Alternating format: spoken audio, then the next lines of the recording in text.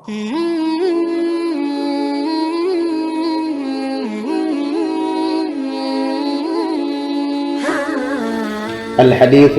ats-tsani wal arba'un. Hadis yang ke-42. Qala Rasulullah sallallahu alaihi wa alihi wasallam, Rasulullah sallallahu alaihi wa alihi wasallam bersabda, "Kafa bil mar'i kadziban ay yuhadditsa bi kulli ma sami'a."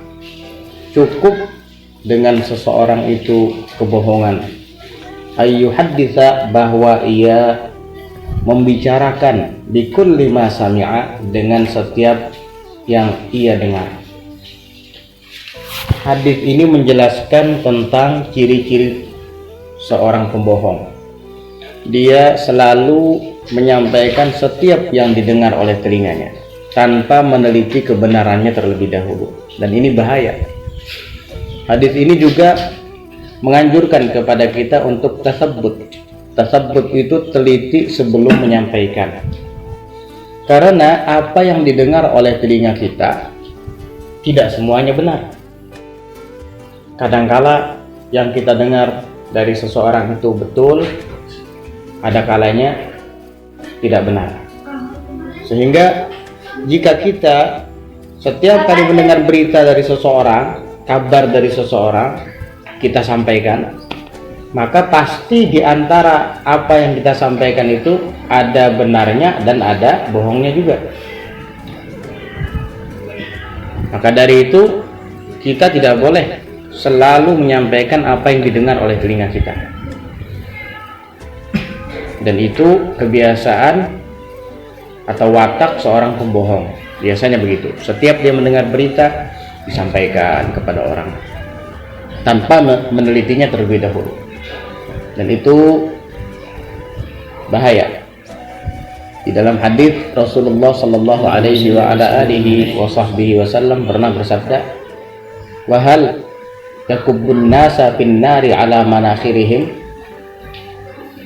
illa hasaidu alsinatihim."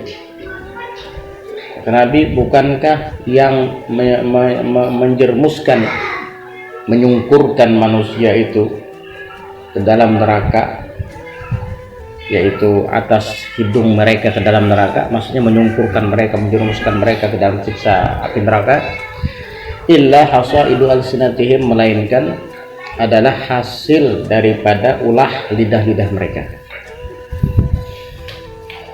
Dan itu tidak harus dengan lidah, bisa juga dengan tulisan. Apalagi sekarang zaman sudah canggih, kita masing-masing punya HP, media elektronik, media informasi yang banyak memuat kabar-kabar dari sini dan dari sana.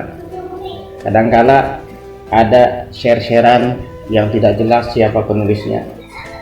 Melihat barang siapa yang membaca di Rabu terakhir bulan Safar misalnya ayat ini dan itu, maka dia dijauhkan dari bala, dan orang yang menyebarkan ini kepada seluruh kawan-kawannya akan dijamin masuk surga gitu. Wah enak nih, akhirnya di-share, disebarkan kepada kawan-kawannya. Hadis bukan, apa bukan. Yang menulis itu pertama kita tidak tahu siapa orangnya, itu namanya tidak teliti, tidak tasabbut.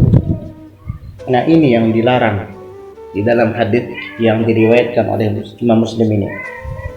Kafa bil mar'i kadziban ay yuhadditsa bi kulli ma sami'a. Cukup seseorang itu pembohong ketika ia membicarakan setiap yang didengar oleh telinganya.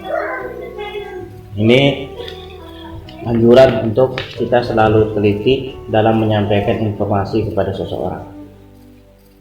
Apalagi lidah ini seperti yang dikatakan tidak bertulang, apapun bisa diungkapkan olehnya, baik kebenaran ataupun kebohongan.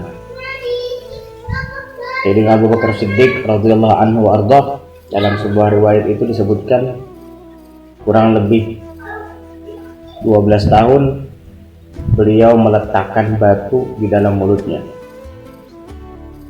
Kenapa? Ketika ditanya, beliau mengatakan, supaya ketika aku akan berbicara, maka sebelum itu saya harus mengeluarkan batu tersebut dari mulut saya. Sementara saya akan mengeluarkan batu dari mulut saya sempat berpikir, artinya ini yang akan saya ucapkan manfaat atau tidak. Kalau sekiranya yang akan saya ucapkan ini manfaat, maka saya akan mengucapkannya. Sebaliknya, jika yang akan saya ucapkan ini tidak manfaat, maka saya tidak jadi mengeluarkan batu itu dari mulut saya, dan saya tetap akan biarkan dia ada di mulut saya. Itu tujuannya. Padahal ini adalah sahabat terdekat Nabi, orang yang keimanan sangat kuat sampai mendapat julukan As-Siddiq. Beliau membenarkan Nabi di saat Nabi didustakan. Beliau beriman kepada Nabi di saat orang-orang tidak beriman kepada Nabi. Beliau tetap takut kalau lisannya tidak terkendali lalu mengucapkan kalimat semaunya. Kalau orang sekelas Sayyidina Abu Bakar As-Siddiq radhiyallahu anhu warḍah sangat hati-hati dalam urusan lidah, apalagi kita yang bukan Sayyidina Abu Bakar. Hati-hati. Fahal yakubun nasa ala manakhirihim finnar illa hasaidu alsinatihim.